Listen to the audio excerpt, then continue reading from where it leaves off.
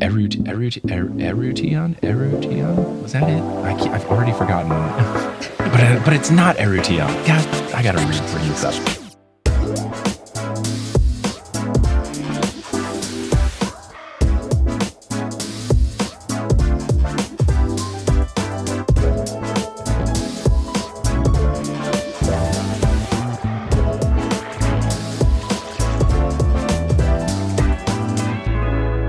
What's good? Thank you so much for tuning in to another episode of The Newest Olympian. My name is Mike Schubert. I'm the titular Newest Olympian. I am a grown man who never read the Percy Jackson books as a kid, but I'm reading them now as an adult because I'm on a quest to determine if this is a book series that we've all been sleeping on as a society. And I'm not here alone, and I'm very excited for this episode because the title of the podcast has never been more true in this episode because our guest for this week is an Olympic figure skater, winner of a bronze medal in 2018 in the team figure skating event. It's Bradie Tennell. Bradie, how's it going? It's good. I'm so excited for this. I am beyond excited. When I received an Instagram DM from someone who was a literal Olympian and listener of the show, I thought, well, I got to get her on because my title as an Olympian, quote unquote, has always been a farce. I had no idea when I titled the show that I would be, I guess, indirectly calling myself a Greek god, which feels ridiculously pompous. So I'm glad to have you on the show as a true, legitimate Olympian. Welcome. I'm so excited to have you here. Thank you. And I love being able to use that title as like kind of a double entendre. It makes my 14-year-old Percy Jackson obsessed heart very happy. Yeah, so let's dive into that 14-year-old obsessed heart. What is your history with the Percy Jackson books? How'd you get into them? Where's your fandom lie now? All that good stuff. So it's actually a really funny story how I got into them.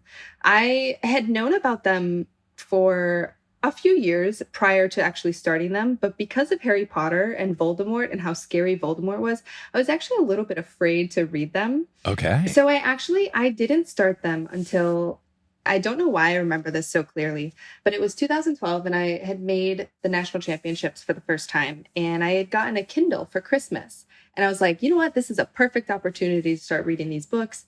And I just remember being so focused on these books that my mom was like, Bradie, you need to focus on the competition. Like, I'll never forget sitting in the airport on the way home, reading the final battle in the Sea of Monsters.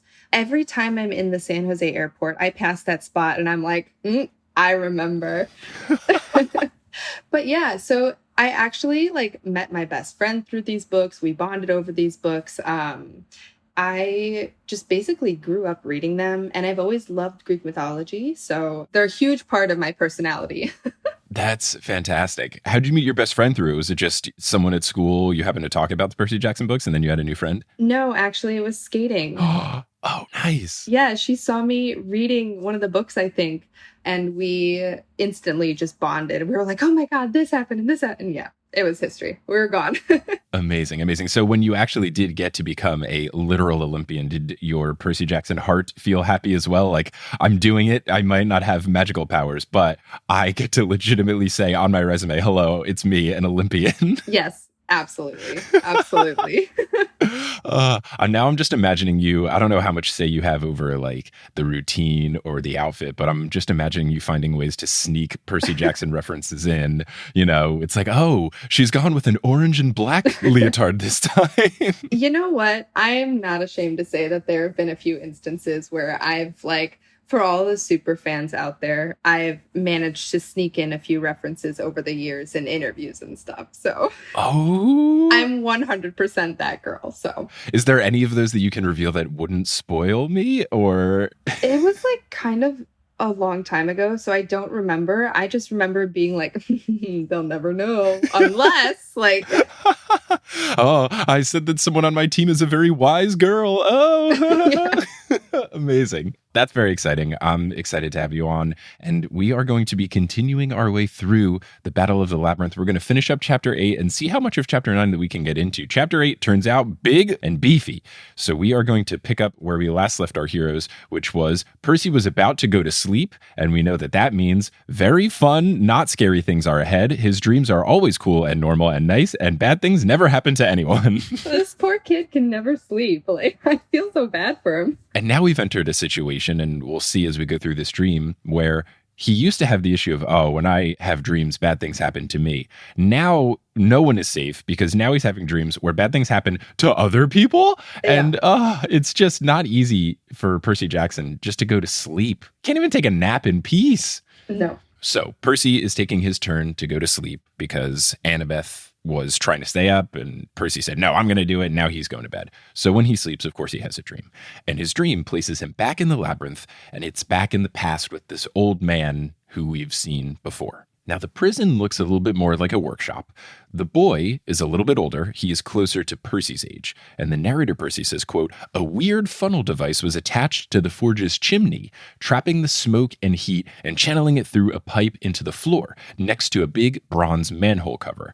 And at this point, I was wondering, okay, is this just flavor text or is this relevant? Which is always the eternal struggle of me reading these books. Yeah, I don't think we ever figure out where that goes to, honestly. I think the only part that's relevant is the manhole cover. And I guess the rest of it is just to show you that it works, maybe so that engineering workshop types don't reach out to Uncle Rick. The workshop would actually have a chimney that would channel the smoke and the heat. That's true. The smoke's got to go somewhere. Of course. Percy notes that it's the daytime, and Percy, as I, found it a bit odd that part of the labyrinth would just be open to the air outside.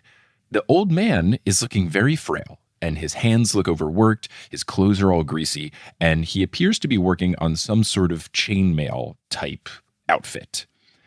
And as he's working on it, he announces that it's done, and narrator Percy says, it was so beautiful, my heart leaped. Metal wings constructed from thousands of interlocking bronze feathers. There were 2 sets, one still lay on the table. Daedalus stretched the frame, and the wings expanded 20 feet. Part of me knew it could never fly. It was too heavy, and there'd be no way to get off the ground. But the craftsmanship was amazing. Metal feathers caught the light and flashed 30 different shades of gold. And these descriptions, When I was reading this, I was like, this workshop has got to be insanely large for these metal wings to be like 20 feet wide. Like 20 feet total wide. It's a big spot for sure. Yeah. And then as I was reading, I was thinking, okay, wings, we've talked about open sky. Is this some sort of escape attempt? And then just jokingly in my notes, thinking this would be a joke on my comedy podcast, I wrote Icarus in all caps with question marks. And then literally the next line, the boy calls his father a genius, and the old man smiles and says, tell me something I don't know, Icarus. So immediately I was like, oh, cool, that's fun. Oh no, this is going to get really sad really quickly. That's funny you say that, because reading this the first time, I immediately knew by just like what he was creating, I knew which story it was. Because nice. Obviously, I was obsessed with Greek mythology. So I already knew that it was going to go downhill very quickly. Right. And I will say, we haven't gotten there yet, but I will say that this particular dream and flashback to this story like stayed with me for a very long time. I don't know why, but it's very vivid. And it's something that Kelly, my wife, has said on previous episodes.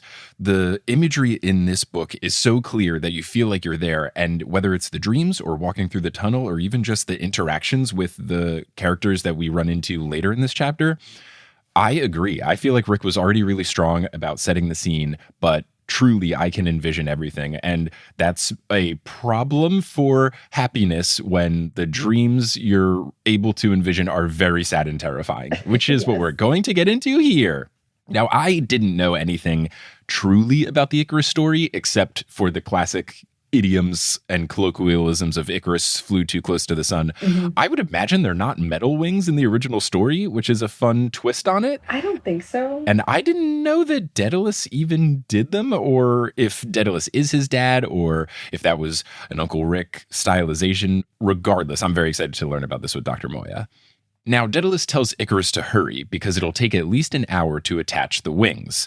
And then they start fastening the wings to each other's backs. Daedalus says that the wax compound should hold for several hours. And at this point, I'm just cringing and squirming in my chair. Me too. I was like, no. I know what's going to happen. It's going to melt. Yeah. And it just gets even worse because Daedalus warns against flying too high or too low because the sea could wet the seals, or if you fly too high, the sun might happen to melt them. And I already thought this couldn't get any worse. But then it gets even worse because Icarus finishes the sentence that Daedalus says, because Daedalus says the low part and then is about to say the high part, and Icarus finishes the sentence saying, yeah, and flying too close to the sun would melt them. I know, we've been over this a million times. And I just couldn't be more uncomfortable reading this. Just the ultimate, I know what's going to happen, and this is the worst. Mm-hmm. Yeah, there's a moment coming up. I made a note that I felt exactly the same way. Okay, please tell me what it is when we get to it. Is it maybe this next part when narrator Percy says, quote, it was obvious he loved his son more than anything in the world? Because that really stung. Yes, no, that was exactly the spot that I made a note. I was like, I feel like this is just Uncle Rick going off and just really trying to drive home how tragic this is. Just like... Yeah. Really painting the picture there. Yeah, you thought you've heard of tragic Greek stories before. How can I make this the most tragic and heartbreaking as possible? Hello, it's me, Rick Riordan. I've come to make you cry. So they continue fastening the wings. Daedalus says that he thinks he's doing it too slowly. Icarus tells him to take his time because the guards aren't due until, and then there's a boom on the door. Something is trying to break down the door. Daedalus has braced the door. The door stays in place, but the left door begins to crack after further booms. Daedalus rushes to complete the sealing of the wings to the straps, but he thinks they need more time for the seal to hold. Icarus says it'll be fine. He is incredibly incorrect, and he asks for help with the manhole, which is part of their escape attempt. Everything was not fine, Icarus. Everything was not fine. Not at all. Not at all. The doors to the workshop burst open. Turns out the guards were using a bronze battering ram. 2 guards and the king enter. And the king, who I hate so much, he is so gross. He says, well, going somewhere? And he has entered so hateable that I appreciate him as a villain, but I do truly hate this guy. Same. Daedalus and Icarus freeze, but Daedalus says that they are leaving, and he refers to the king by name as Minos, and I realize that I probably should have gathered that because we've already had reference to the Minotaur and the Labyrinth, and I knew this was a thing, but completely forgot it, and I can only look back to the old episodes where I go, who's this evil king with the cone beard? And laugh, because obviously it was King Minos.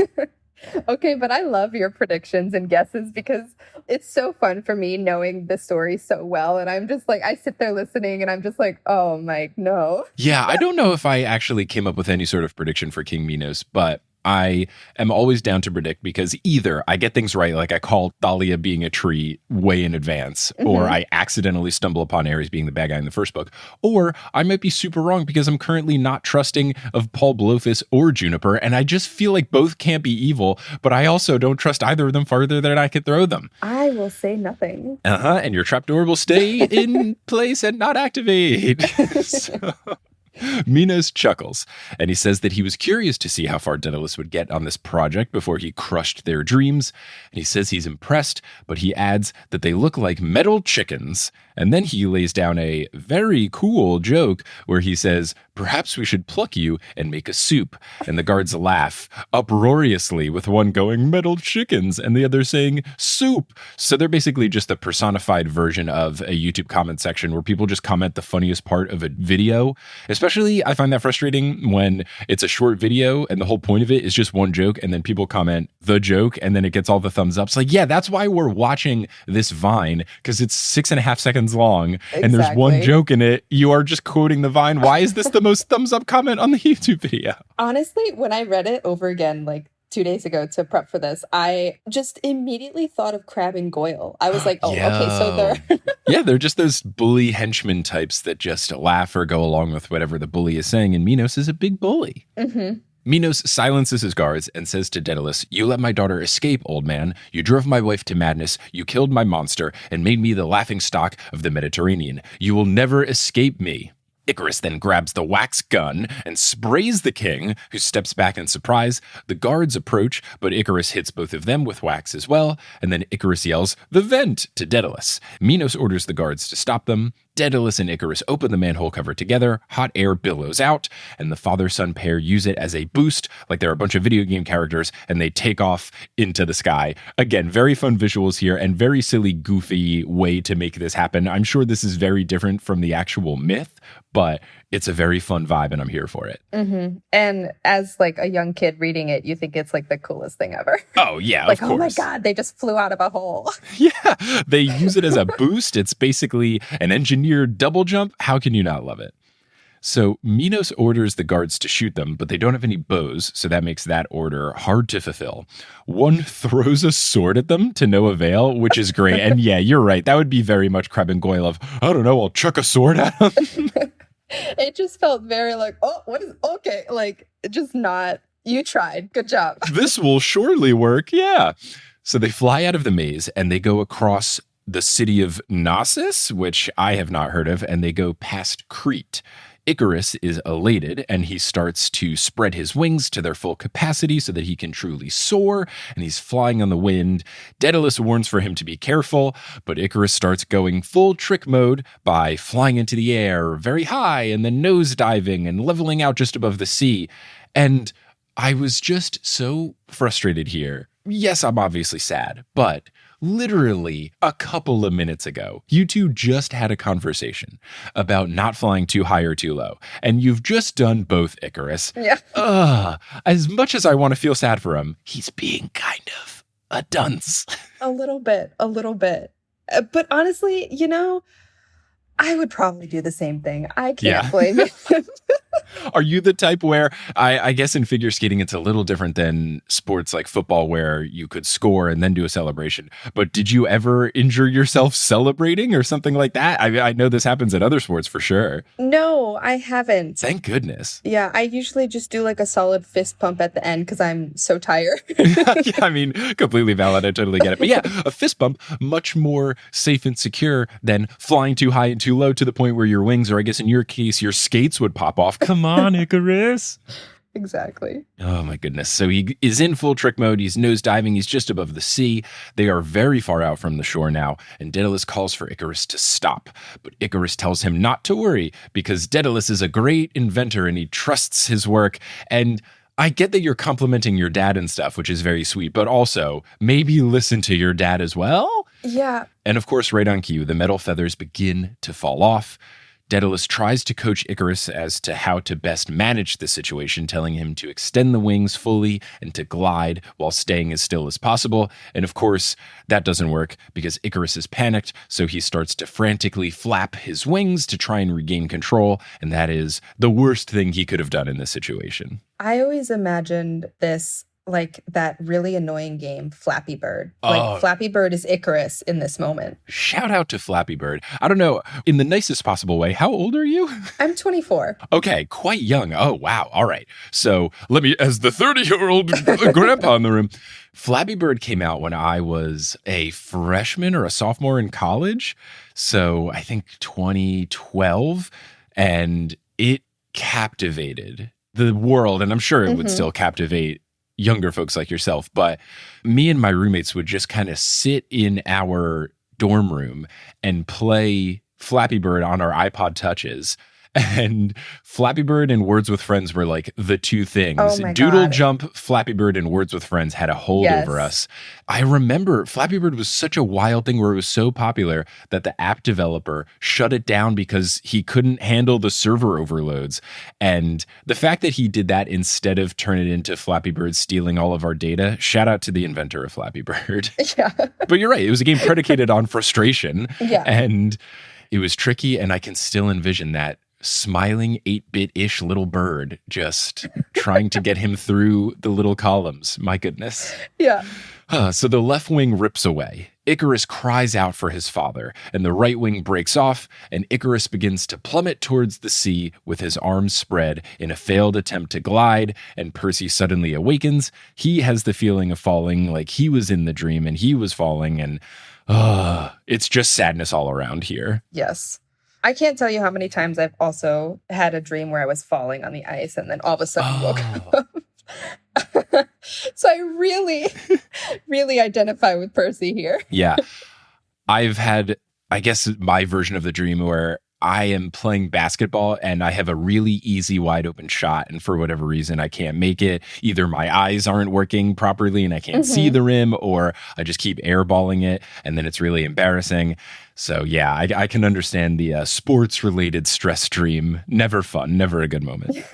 So Percy is awake now, and he thinks that he can hear that within the moaning of the labyrinth, that is just a constant audible vibe in the labyrinth, which sounds super cool and fun. He thinks he can hear the sound of Daedalus calling out his son's name as he fell. And what was very funny is narrator Percy literally wrote as his son plummeted towards the sea, which is how I wrote the notes a little bit earlier. Because something I intentionally tried to do is not just write exactly what the book has in just a different tense or perspective. So I was thinking, oh, let me write this differently because the book says something like fall towards the ocean or whatever. So I said, plummet towards the sea. And then 2 sentences later, narrator Percy says plummet towards the sea. So I did my best, Rick. I'm trying hard to not plagiarize your books. I don't think I would get in trouble for that because of commentary, fair use purposes. But please, I didn't try to quote it.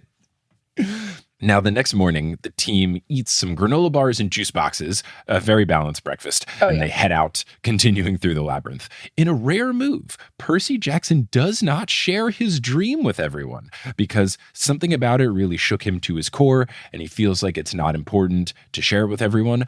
And in this case, I do agree because I feel like they all know about Daedalus. They know about the workshop. I don't know how valuable it would be for them to know about Icarus and the wings and Minos and all of that, until maybe later on when Minos gets referenced later in this chapter. And I would hope that when it becomes relevant, Percy could give the full explanation if need be. But I agree. I don't think it's super crucial that he explains the sadness to everyone, just to really damper the already soaking wet moods.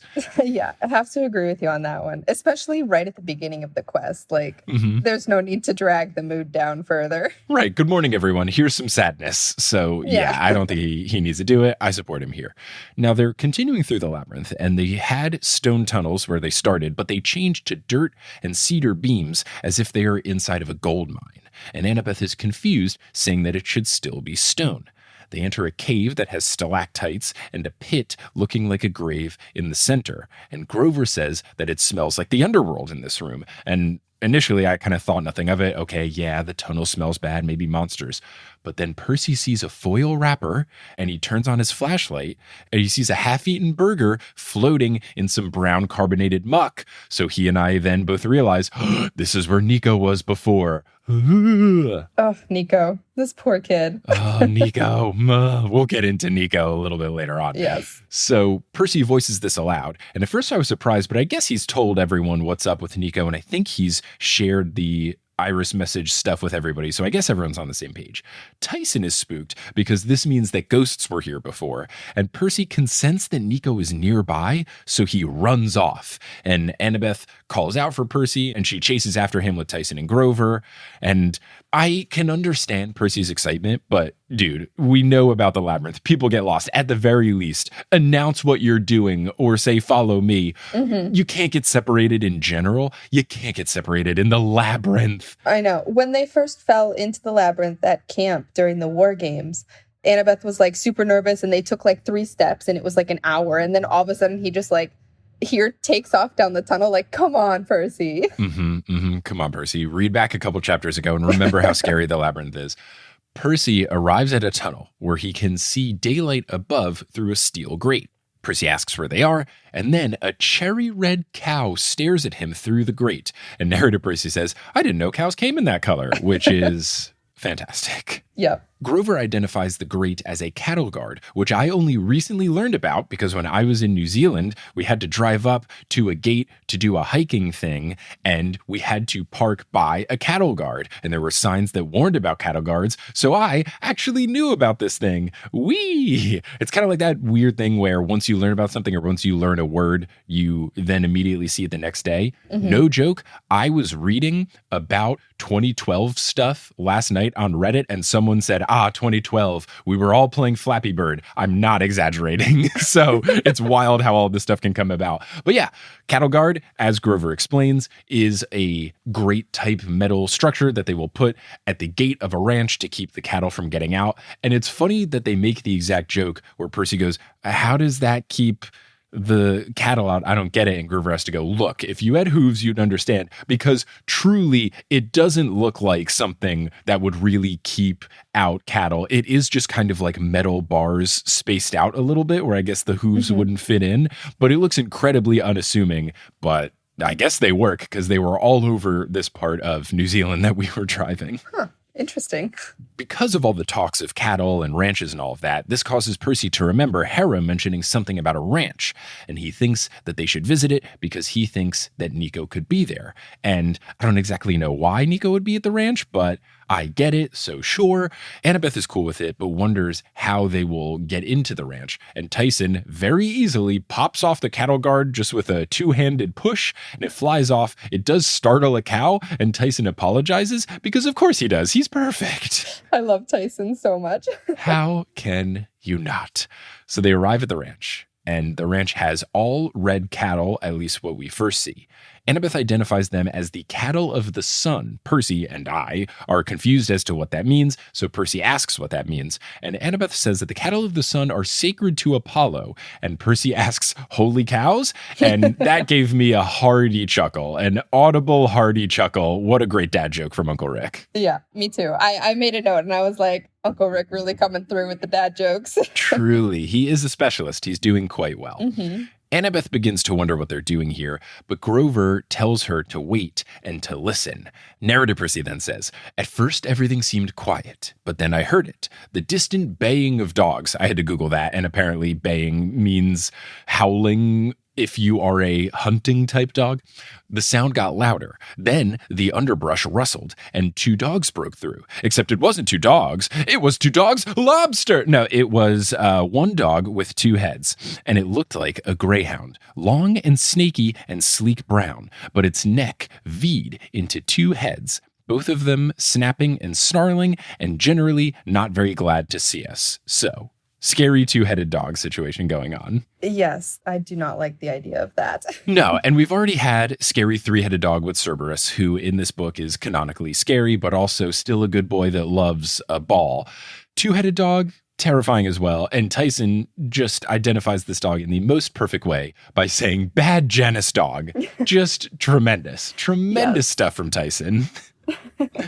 Grover gives it an arf and raises his hand to greet it, and then its master then appears from the woods, and Percy is more worried about this dude than the dog, because Percy describes this guy as a huge guy with white hair, a cowboy hat, and a braided white beard. Narrator Percy says, kind of like Father Time, if Father Time went redneck and got totally jacked, which is an incredible description. I feel like Uncle Rick really just went off the rails with the Texas description here. Yes, he does make it very Texan by saying that this guy is wearing jeans and a don't mess with Texas shirt, but that shirt shouldn't be menacing because, fun fact for anyone out there that doesn't know, I know this as someone that's lived in Texas for 10 years, that was started from a recycling campaign.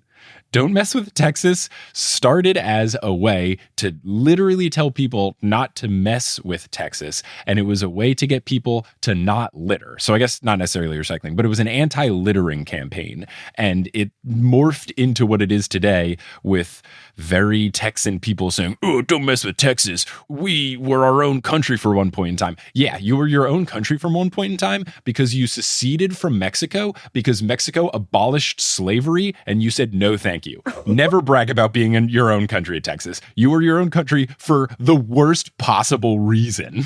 Oh my God, I had no idea that's what it was. No one had any idea because U.S. history textbooks never tell you any of the bad stuff. No. Oh, Texas wanted independence. Yeah, why did they want independence? Oh my gosh. But yes, Don't Mess with Texas, legitimately an anti-littering campaign that has now rebranded as a cool tough guy campaign. But anyway, this guy's wearing jeans, a Don't Mess with Texas shirt, and a denim jacket with the sleeves ripped off. And Percy describes this as, so you can see his muscles. I wonder, is the Texas shirt also ripped? Or has he got a weird vibe where he has a t-shirt and then a vest? That's also what went through my head. I was like, Okay, I'll go with that. Yeah, I read back to make sure it wasn't a Don't Mess with Texas tank top, but he does say shirt. So I'm imagining full t-shirt, but he still ripped the sleeves off the jeans just to make a very cool vest. He has a crossed swords tattoo on his right arm, and he is wielding a club with spikes at the end of it, which is very cool. It's a good vibe, and it's my zombie apocalypse weapon of choice. So respect to jacked Father Time here. He calls for the dog, whose name is Orthus, to heal. And I got to ask Dr. Moy about what's going on. I want to know about Orthus the dog. What's the history there? And he asks our team if they are cattle rustlers, which I don't know what that means. I would assume like a cattle thief of sorts, or maybe someone who wants to do cow tipping. I have no idea what a cattle rustler is. My first thought was cow tipping. Yeah, So. which don't ever do that. Why would you do that? Cows are just minding their own business. Exactly. Annabeth says that they are just travelers on a quest, and his eye twitches, and he asks if they're half-bloods. Percy starts to go, yeah, how'd you know? But Annabeth stops him and grabs his arm, which, as someone invested in their potential relationship, all right, okay. She introduces herself as a daughter of Athena, Percy as a son of Poseidon, Grover as a satyr, and before that she can say Tyson is a cyclops, this guy finishes her sentence. There's a lot of finishing of each other's sentences going on in this chapter. A lot of people being on the same wavelength. The entire time at this ranch just feels like absolute chaos to me, and I'm so here for this vibe. It's very different, and it's very chaotic, as you mentioned. He introduces himself as Erution? I have no idea how to properly pronounce this one. Honestly, neither do I. And as I've listened to your podcast, and every time you come across a new monster or a weird name, I'm so thankful that you're the one saying the names and I don't have to. That is part of what comes with the territory of making a podcast is usually I'm going to be getting all the feedback and all the corrections, even when my guest is the one to do the wrong thing. I'm not going to name any names here, but sometimes that happens and I still get it. But okay. So I Googled it to try to get the pronunciation wrong. And I was going to make a joke about how autocorrect in my notes app wanted to correct what I had been writing, which is Eruytion in my notes. Autocorrect wanted to keep making that eruption, which valid, but it's apparently Eurytion. So I think it's Eurytion, something like that. Let me try Googling that and then pronunciation. All right, this is according to pronouncenames.com, and they say Erution. All right, Erution. So, Erution, if you have any sort of issue with me saying Erution, listeners at home, please send an email to pronouncenames.com. So, he introduces himself as Erution, and he says he is the cowherd of the ranch, and he is a fellow half-blood. He's guessing that they came through the labyrinth, quote, like the other one. And Percy immediately asks, do you mean Nico D'Angelo? Really just cutting to the Annabeth chase here. Erution says that they get a lot of visitors, but most don't leave because apparently this is the Hotel California. He warns them to return to the maze before it's too late, which I took as a warning that they should take to heart, because if a half-blood that works for this place is telling them to leave, maybe it's a situation where he is working here against his will and it's some sort of captive type deal. I agree with his warning. However, it does seem like Nico is here and they kind of got to get Nico. So I also agree with Annabeth saying that they're not going to leave until they see the other demigod. She's also aligned with Percy, thinking that Nico is here. Erution says they leave him with no choice but to bring them to the boss, so he takes them along the way. And now we'll take a quick break here for the Admiral of the Labyrinth, where we'll talk about cool, fun updates, such as tour shows. I don't know when this episode's coming out, but I might already be in Europe doing live shows. You should listen to the mid-roll break. There's always fun stuff in there. Hooray!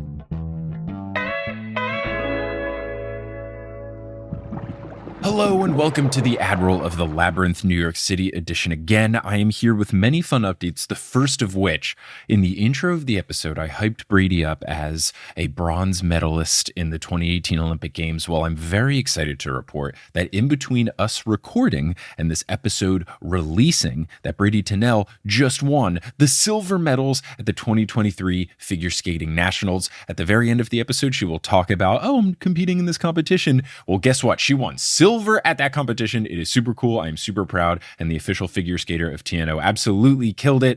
I'm so stoked. I love this. It's so much fun. Shout out to Bradie. Ugh, what a time. What a time. If you want to see the performance that got Bradie a silver medal, I'll put a link to it in the description of this episode. There's also fun other announcements. Notably, coming up soon, I will be in California for 3 live shows with the newest Olympian and Potterless as well. Going to be in San Francisco doing a half Potterless, half TNO show on February 20th. Going to be in LA on the 21st for 2 separate shows. We've got an 8 o'clock TNO show and a 10 o'clock Potterless show. And then we'll be in San Francisco on the 23rd of February for a 2 shows, 1 act of each, double feature, just like with San Diego. You can get tickets to all of these shows at thenewsolympian.com. And also, a European tour is happening in March and April of 2023, doing Potterless and TNO shows in many countries. So far, at the time of recording on February 5th, the live show tickets for Dublin are currently live. If you go to thenewsolympian.com/live, you can get tickets.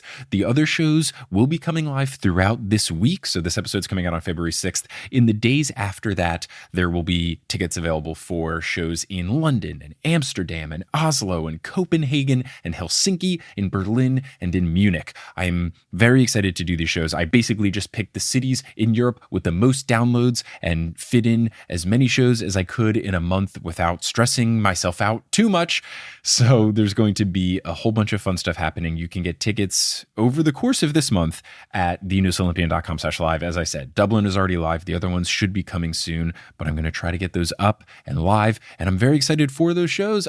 So stoked about it. Now, as far as things in this episode, I really poorly butchered the pronunciation of Eurydion or Eurytion. I kept acting like the U was after the R, which it wasn't, and I came so close to catching that, and then I listened to that pronunciation website, and it said it weird, and then I got all screwed up. I've done episodes in the future, so save your emails. I know it's Eurydion or Eurytion or something like that. I understand now that the U is before the R.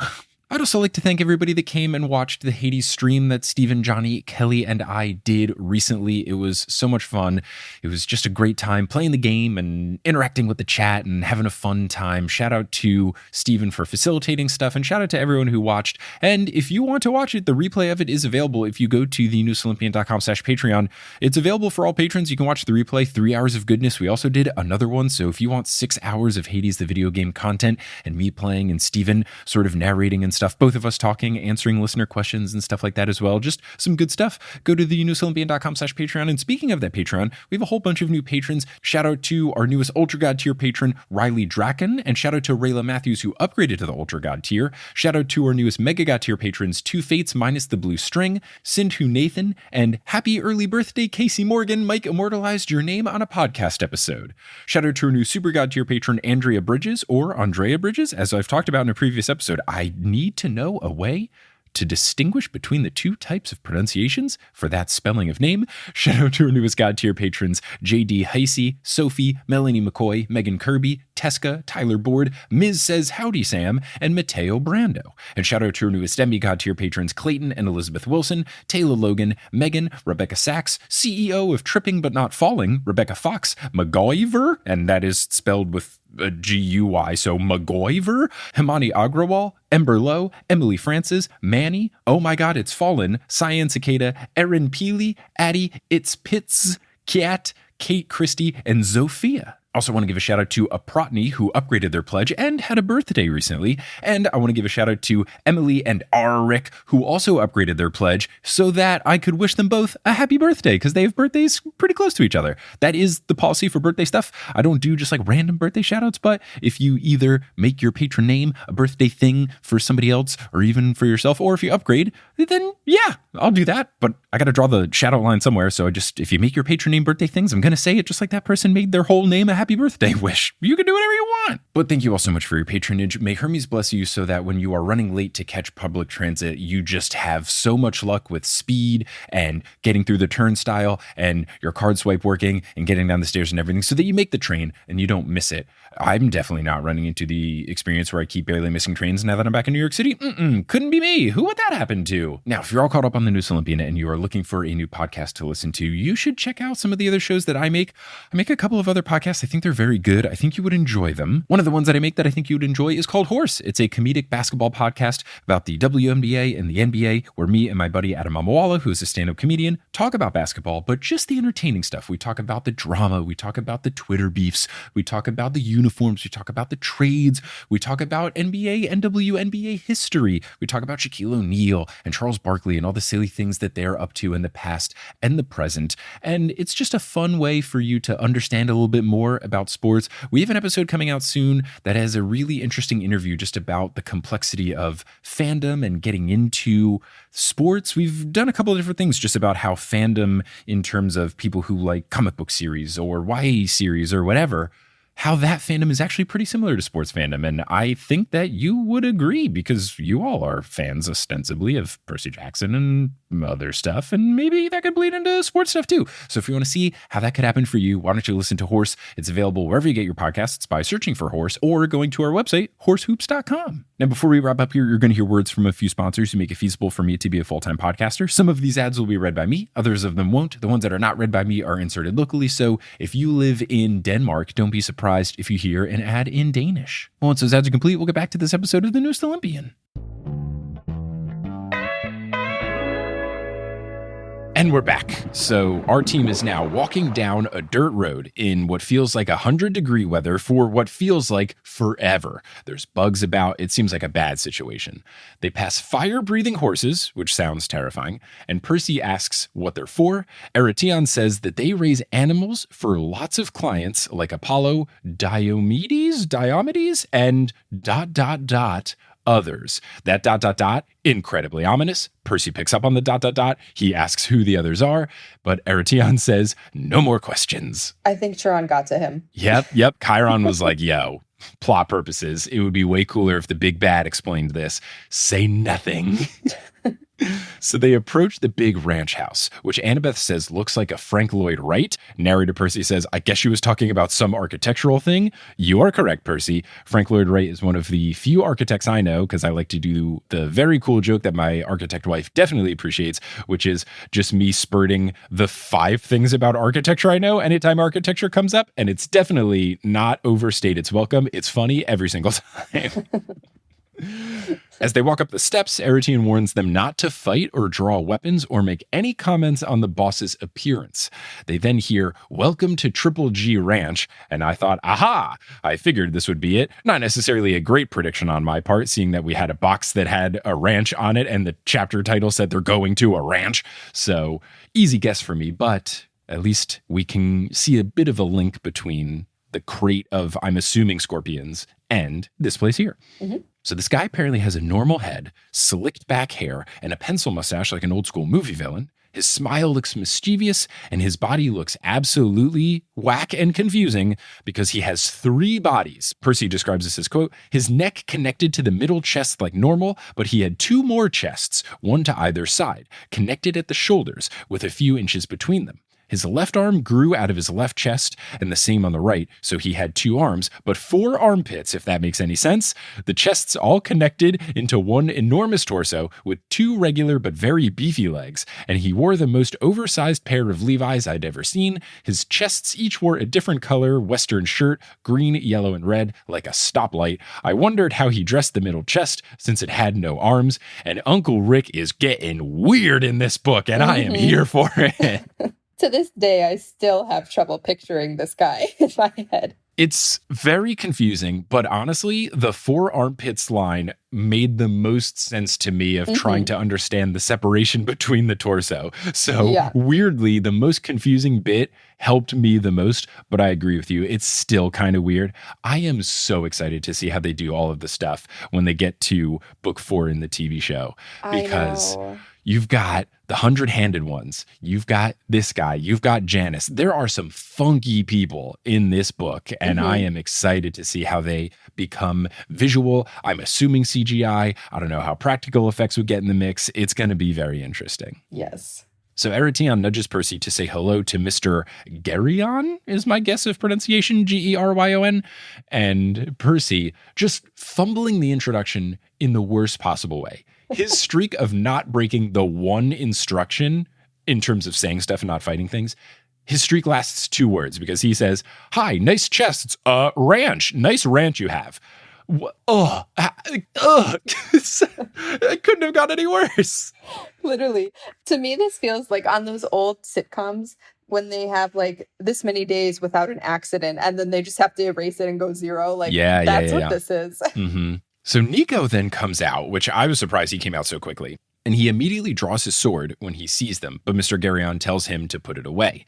Nico protests because it's Percy Jackson, and Geryon fills in Nico's sentence saying he knows it's Percy Jackson and Annabeth, and they're monster friends. And I wrote, Grover, a monster? Really? And then immediately the next line, Grover takes offense to this line, and Tyson, who is just... He's already batting 1,000 in this entire series, but what a chapter from Tyson, who then says, that man is wearing 3 shirts. Chapter 8, Book 4 Tyson is so far peak Tyson. He is firing on all cylinders right now. Yes.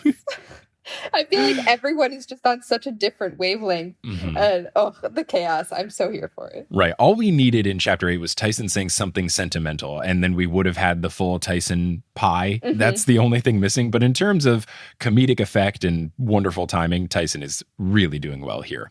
Nico screams that they let Bianca die and they are here to kill him. And I thought, all right, bud, calm down a little bit. I don't know that they're trying to kill you. That's a bit of a jump here. Percy assures Nico that they are not here to kill him, and he tries to explain the whole Bianca situation, but Nico yells for him to not speak her name and that he's not worthy to talk about her at all. Annabeth asks Geryon how he knew them, which I'm glad Annabeth did that because that was a question I had. And he says that he keeps it his business to stay informed. Quote, everybody pops into the ranch from time to time. Everyone needs something from old Geryon. And I don't know what this means. I don't know what he's implying, but I do know that I hate this and I don't like this guy. And he's reminding me of Mr. Sir from Holes. That was the vibe I was getting from him. Yes. Just very Southern and very evil. Mm-hmm. And I will say nothing else. Okay. Narrator Percy notes that Nico looks skinnier than he did the last time he saw him in the Iris message situation. His clothes are dusty from the labyrinth, and his eyes are full of hatred. Nico reluctantly sheaths his sword at the behest of Geryon, but he warns Percy that he will summon help if Percy comes near him, and Percy won't like the help that is summoned, and Percy says that he believes him. They board a zoo trolley type thing, one of those little tram car things that drives around, and Percy calls it the Moo-mobile. Really good stuff. Amazing. Really good stuff. Maybe you could have just called it the Moo-mobile, but Moo-mobile pretty solid here. Nico sits all the way in the back. Erytian sits next to him. Geryon is in the front with Orthus, and then Annabeth, Tyson, Grover, and Percy take the middle 2 cars. I just wrote in my notes here, are these seating arrangements important? It was a lot of time explaining how they sat in the car, and I didn't know that it really mattered. I guess it kind of does at the end, but it just felt very strange to be like, they are sitting here. They are sitting here. Okay, this is 4 sentences, Uncle Rick. Let's get it going. Mm-hmm. I think it's just a little visual, but yeah, it's a little long. Mm-hmm. The tour begins. Geryon explains that they mostly have horses and cattle, but they have all sorts of exotic creatures as well. Annabeth gasps at the sight of hippolectrions. Lots of funky words coming in this chapter. Dr. Moya, please, what the heck is a hippolectrion? She thought they were extinct, which is why she was surprised. They then pass some creatures which are front half horse, back half rooster, which is truly ridiculous. Tyson identifies them as rooster ponies because he's having a perfect chapter and he's keeping it going. He asks if they lay eggs, and Geryon says that they do once a year and they're in high demand for omelets. This enrages Annabeth and Grover, but Geryon says gold is gold and the omelets are tasty, which did have me very intrigued. I agree this is probably a bad thing, but also part of me was like, okay, but what do the omelets taste like? Because I do love a good omelet, so I really want to know. Yeah. Geryon explains that the fire-breathing horses are bred for war, and the red cows are the meat to feed armies. And that makes Grover really upset, truly furious that sacred cows of the sun god are being used for burger meat. And he cites that this is against the ancient laws. And Geryon says they're just animals, and if Apollo cared, he would say something. But Percy murmurs, if he knew. Nico says, I don't care about any of this, Garyon. We had business to discuss, and this wasn't it. And look, not to poop on Uncle Rick's parade, but I was also feeling this way too. And, the scene setting is nice, but I'm more invested in the whole why is Nico here, what's going on of it all, much more than these cool animals and stuff. I'm also not necessarily a big animal person, but I'm glad Nico expressed this frustration. And I think it's probably self-aware Uncle Rick knowing, okay, people want to know what's going on, so I can't do too much ranch description here. Mm-hmm. Yeah, I also felt that way. Garyon says that they will discuss this later. Percy then suddenly remembers that Triple G Ranch was on Quintus's crates. And Percy brings up Quintus and the Scorpions, and then we get this exchange. Garyon talking about Quintus saying, short, gray hair, muscular swordsman? And Percy goes, yeah. And Garyon goes, never heard of him. I'm very intrigued to know the backstory. Maybe these two are linked in the original myth. It's all very intriguing for me. Mm-hmm. Yeah, it's interesting. My goodness. Thinking about this, I would hope, this could go one of two ways. It could be that Quintus and Garyon are in cahoots and that he gave him the Scorpions, but the Scorpions didn't really turn out to be evil. It was just use for the camp. So it could just be genuinely that Quintus paid this guy some gold and got some Scorpions delivered. But there is also the possibility that Quintus and Garyon are in cahoots, and that is how Garyon is informed because Quintus is at the camp. So that could be setting up Quintus being the spy/scout, but again, it just feels too easy. I hate this. I don't know. We'll have to see. And you can't say anything, so let's move on. So they head over to some horse stables, which are in truly awful condition. There is poop everywhere, which at first I thought, is this really relevant? And it later becomes incredibly relevant poop. Mm-hmm. Garyon says that they belong to Aegis and that they watch over them for a monthly fee. Grover is aghast at the conditions, but Garyon says that they are flesh-eating horses, so that's the condition that they like, which feels like a stretch, and Aretian calls his BS here, and Garyon admits that they are just hard to clean, but people pay a pretty penny for flesh-eating horses, so he keeps them around. Annabeth calls him a monster, and Garyon says, what gave it away? Was it the 3 bodies? Which, okay, that's a pretty good retort. Annabeth didn't mean that kind of monster. I begrudgingly have to hand it to Garyon here. Yeah, that was a good line. Grover pleads for him to let the animals go. Annabeth guesses that his clients are Kronos and other members of Kronos' army. Garyon doesn't confirm. He simply states that he works for anyone with gold, and this non-answer basically means, yeah, that's exactly correct. Annabeth has nailed it. Mm-hmm. The Moo-mobile ride ends. Nico gets out saying that he came for business and he hasn't received an answer. He says that his ghost told him that Garyon would guide him to the soul he needs. And Percy is surprised because Percy thinks that this soul is him, very self-centeredly, and Nico gives the perfect reply saying, you? Why would I want you? Bianca's soul is worth 1,000 of yours. Now, can you help me, Garyon, or not? And look, I don't think it was very hard for anyone to predict that it wasn't actually Percy. So for Nico to prove him wrong in this way is very funny and honestly probably a little embarrassing for Percy. Yeah, he's really suffering from a case of main character syndrome here. Yeah, which is not a common thing for Percy. I appreciate that he is not necessarily as me-centric as some other main characters can be. But yeah, this was the rare slip-up of Percy thinking, oh, well, clearly it's all about me. Mm-hmm. I think he probably had the idea because he thinks Nico hates him so much, but it's kind of like the opposite. Yeah, it's a weirdly self-deprecating way, but it is still at the same time a little bit self-centered. It's an interesting situation. Yeah. Garyon says he can help, but he asks where Nico's ghost friend is. Nico uneasily says he can't form in broad daylight, but he's around somewhere, which to me sounds like Nico killed this ghost friend, or they had some sort of disagreement and this ghost friend isn't around. It seems like a lie. Yeah, the whole situation is just really sketchy with this ghost. Yeah, I hope we learn how it all comes to be, because after this reveal we're about to have right now, when Garyon smiles and says, I'm sure Minos likes to disappear when things get difficult.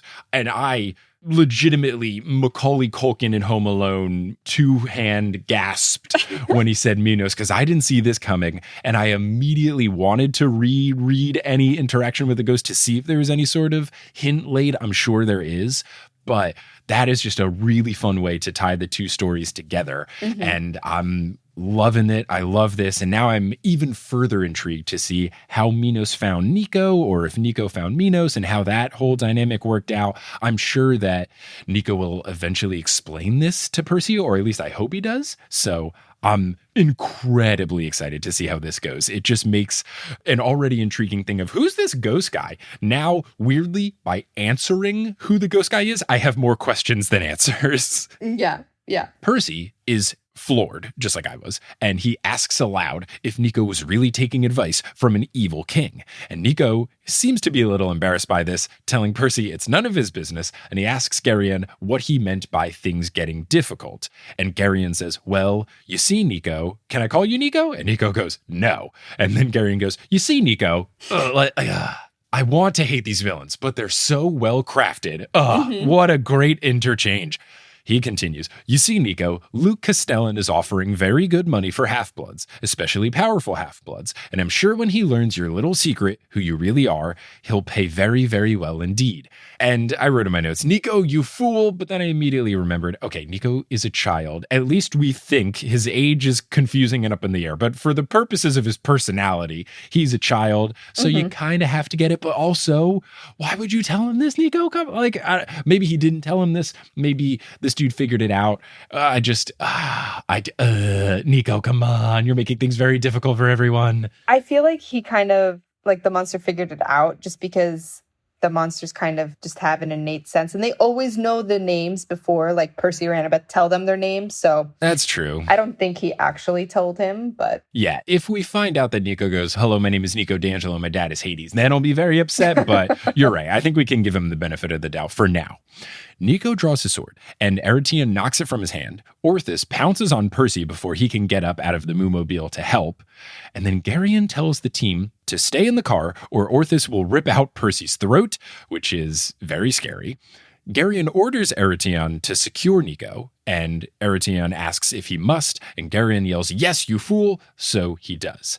Geryon commands him to pick up the sword as well, saying, quote, there's nothing I hate worse than Stygian iron. And Stygian, huge word, I should have made this connection before, but when you have Stygian and a sword together, it makes a lot of light bulbs turn on for me because in Hades, the video game, the sword is called the Stygian Blade. It's sometimes called Stygius, and I was really surprised here.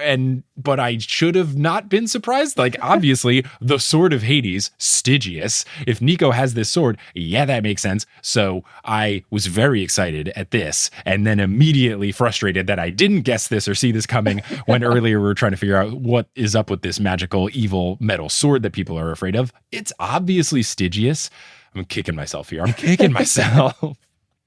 So Eretion picks up the sword, avoiding the blade, which makes me wonder what happens if you touch the blade. I'm guessing it just, is like celestial bronze where it can vanquish people. So I want to know more about the sword, because obviously I know about the sword in the context of Hades, the video game, but in the context of the Percy Jackson universe, what's the sword like? Geryon calls for them to return to the lodge, eat lunch, and then they'll do an Iris message to the Titan army. Annabeth is enraged. Geryon tells her not to worry because once he hands over Nico, he will let them free because he doesn't interfere with quests and he's been paid to give them safe passage. Annabeth asks paid by whom? Shout out to her grammar for saying paid by whom, but Geryon refuses to answer. I'm guessing that it's Luke and it's part of the whole bargain or whatever. And here we go with a very interesting setup. I didn't see this coming, but shout out to Percy because Percy screams, wait, because he wants to make a deal with Geryon, citing that Geryon keeps referring to himself as a businessman, so naturally he'd want to take a deal. Geryon asks if he has gold. Percy says that he has something better. He wants to barter. Eretion kind of jokingly, but I guess not really, suggests having Percy clean the stables, and Percy says, I'll do it, saying that if he fails, Geryon gets all of them, the whole team, to trade to Luke for gold, but if he succeeds, Geryon has to let all of them go, including Nico. And at this point, I wrote in my notes, don't you dare play rock, paper, scissors, Percy, because there is only so many times where you can trick someone with some shenanigans about the rules of rock, paper, scissors, but alas, it's not that. And I didn't realize that he literally meant that he was going to scoop the poop and that failing was a actual risk here. I thought he was just saying, I'll do whatever you want, and if I fail, blah, blah, blah. But we'll see that that's what he literally means. Nico protests to this because he doesn't want Percy's help. Geryon chuckles that the stables haven't been cleaned in 1,000 years, but he does like the prospect of having more land for increased stable space. So we have very much established that what Percy's task will be is to clean the stables, and he could fail to clean the stables, which I just thought was a funny concept of, oh, I have failed to remove all of the poop. Yeah, the whole concept is just absolutely ridiculous, but it's so iconic for this book, I feel like. Yeah, it is perfectly on brand. Percy asks what he has to lose. Geryon accepts and says that he'll take his friends back to the lodge. Annabeth says, I hope you know what you're doing. Percy says, I hope so too, which is something that I definitely live in my life, which is agreeing to something and then afterwards saying, all right, time to figure this out. Mm-hmm. Geryon says that Percy must do it by sunset. He laughs, he sounds his cowbell horn, and then he departs in the Moo-mobile. And then we get on to chapter 9, which is called I Scoop Poop. We're only going to get into a little bit of this, but I think for setting the scene of the aforementioned poop scooping, I think it's good just to get the context of what's going on, and then we can kind of leave it as a bit of a cliffhanger. But chapter 9 is called I Scoop Poop, so my guess was just, well, because I feel like it's very to the point. Things do not get off to a great start. Percy tries talking to one of these flesh-eating horses, who is very on brand to only care about eating flesh. This horse is only excited at the prospect of eating Percy, and when Percy explains that he is the son of Poseidon who invented horses, the horse gleefully replies that Poseidon can come too, so that the horses can eat both of them. And then he calls them seafood. A bunch of horses go, seafood! And just a very funny situation, but also a very dire situation that Percy has here. Mm-hmm. Percy believes that he can complete this task because apparently Hercules did it. So I know Hercules had a bunch of labors. I did not know that cleaning up a bunch of poop, and maybe it wasn't poop, maybe it was just like cleaning the stables or whatever.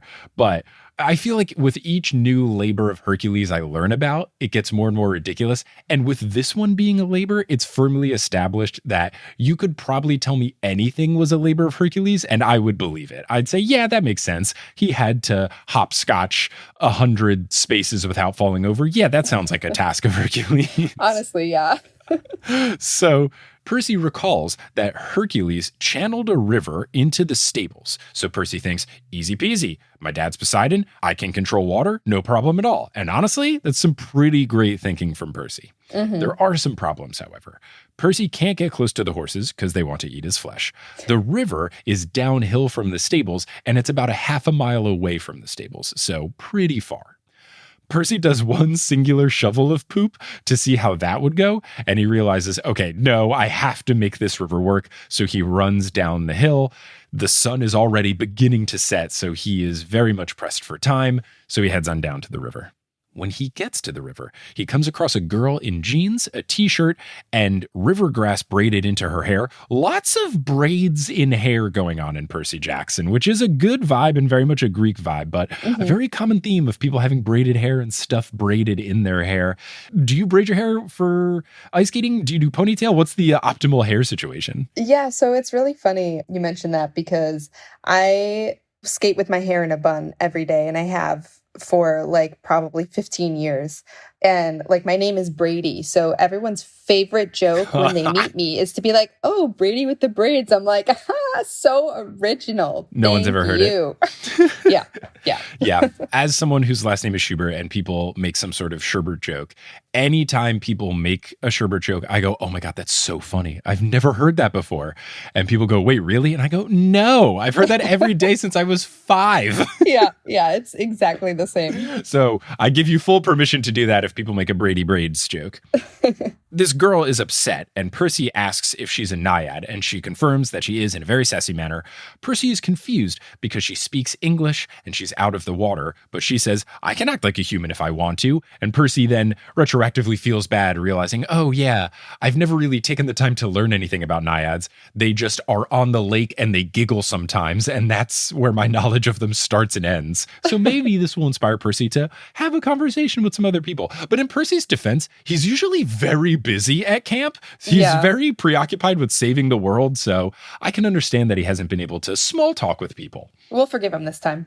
Yeah, we'll give him a pass here. But talk to some naiads. So he begins to ask for permission, I guess, to use the river to clean the poop. But she, again, filling in the sentences, she knows exactly what he is going to ask and refuses to have her river be used for that purpose again. So this is the exact same river she is burned by what happened with Hercules. And honestly, I get it. I don't know exactly the connection between naiads and the river, but I can understand that if this is your home, or at least the river that you're in charge of, you wouldn't want it to be used to clean up literally 1,000 years worth of poop. I totally side with the naiad here. Yeah, for sure. And her quote is tremendous. Quote, "Oh, save it, sea boy. You ocean god types always think you're so much more important." And yes, that is so with 5 O's. So much more important than some little river, don't you? Well, let me tell you, this, in italics, naiad is not going to be pushed around just because your daddy is Poseidon.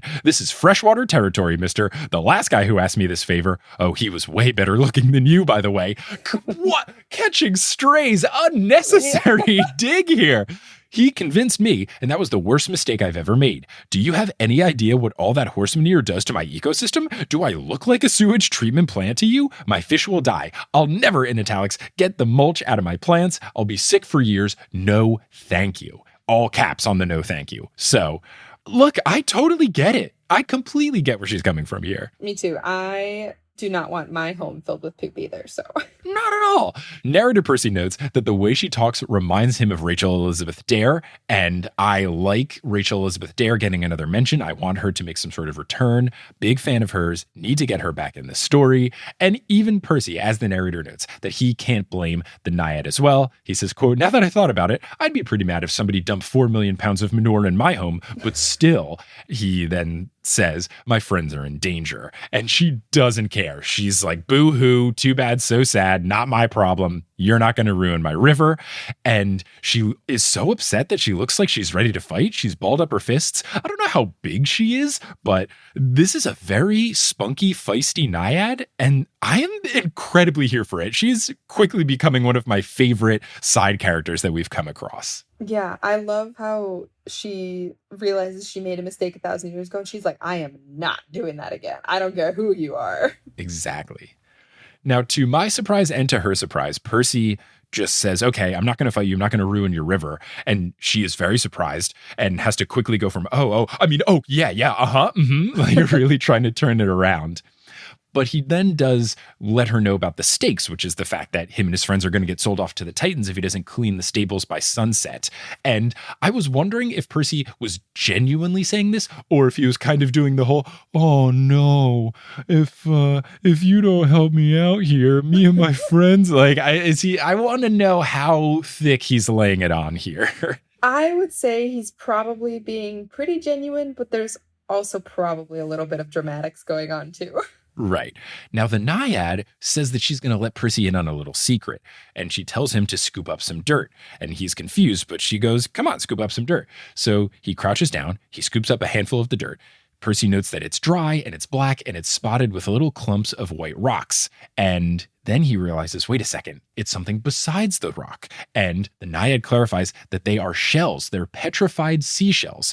And she says, quote, millions of years ago, even before the time of the gods, when only Gaia and Uranus reigned, this land was under the water. It was part of the sea. And then Percy then has his eureka moment where if this all used to be the sea, then there would be some fossilized shells and stuff within the limestone rocks. So he realizes this is good, but he doesn't exactly realize how he can utilize this. And at this point, I was wondering, I don't know if this is a situation where he can literally move not water, but then the naiad says, quote, you're not so different from me, demigod. Even when I'm out of the water is within me. It is my life source. I hope you find a way to rescue your friends. And then she turns into liquid and melts into the river. And on this new cliffhanger where we kind of know something that's happening, but not necessarily what's going on, we're going to end this episode of The Newest Olympian.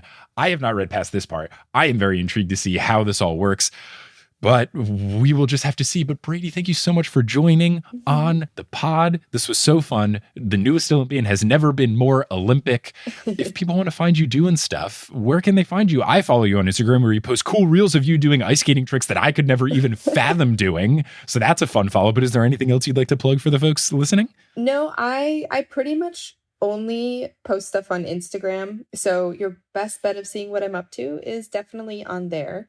I actually try and stay away from Twitter because it is a very scary place. Yeah. So Instagram is definitely the best bet. Okay. Are there any upcoming skate competitions or something you'll be at? Can we watch you on TV? Like, if someone happens, I know you're in France. So I don't know if you're like, yeah, if you happen to be in Nice, come through. Actually, yes. So our national championships, I'll be competing in California 2 weeks from tomorrow. So if you want to tune in to the U.S. Figure Skating Championships, it'll be on NBC Sports. Okay. So you can find me there. I will have to see if I can get that or stream it or something. But look, you have easily become my favorite figure skater, easily the number one, vaulting all of the other figure skaters that I definitely know. So I'm excited. Maybe we can get a little TNO contingent of fans rooting for you. But I guess, oh no, by the time this comes out, I think that will have already completed. So maybe I'll have to spoil that you're going to be on the pod and tell people to watch it. So maybe people watch it in the past or whatever, but I'll be cheering for you. Fear not. Thank you. Thank you so much. Awesome. What is your Instagram handle if people want to find that? I don't know if you gave the actual handle. Oh, no, I didn't. It's literally just my name at Bradie Tennell. Okay, sweet. And if people want to know how to spell it, it's in the title of this episode. Well, Bradie, thank you so much for joining. Listeners, thank you for listening. And until next time, as we figure out what Percy can exactly do with the rock and the dirt and the sea beneath him, because people, of course, can help, but they can't help him too much and be too direct. Until we figure out what's going on there, I'll Percy you later.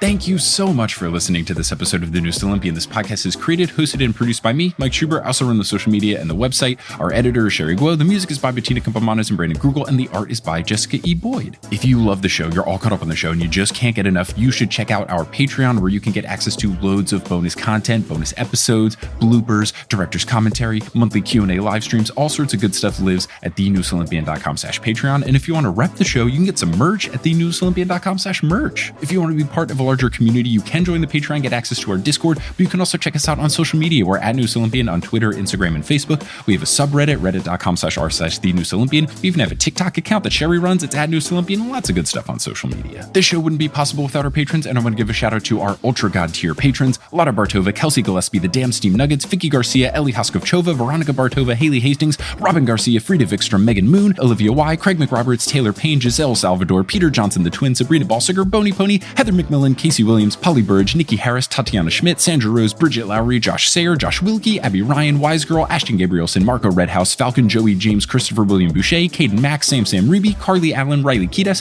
Mary Kelly, Audra, Mackenzie, Mrs. O'Leary, Aaron Wood, Rodith Kalna, Milo Kim, Fred Cabras, Harlan Christ, CC Reeds 23, Sankoff, Julia Kendall, Emil Oscar Thomason, Liz Cardigan, Michelle Spurgeon, Zachary Hamilton, Sarah Neal, Ricky, Francesca Pacheco, John Drielsma, Demigod Nurse, Rayla Matthews, and Riley Draken. If you want to help out the show in a non-monetary way, tell a friend about the show. That really helps a ton. Reach out to someone directly and say, hey, you love Percy Jackson, or hey, you've been looking for an excuse to read Percy Jackson. There's this podcast. It's very good. The host is very humble. You could also talk about us on social media or leave us a rating and review on whatever podcast app you're using. All these things help, and I really appreciate all of you who have done that or will do it in the future. But I'm just so thankful that you tuned into this episode, and I hope you tune into our next episode, where we will be joined by repeat guest Joel Rochester as we finish up chapter 9 and get into chapter 10 of the Battle of the Labyrinth. But until then, I'll Percy you later.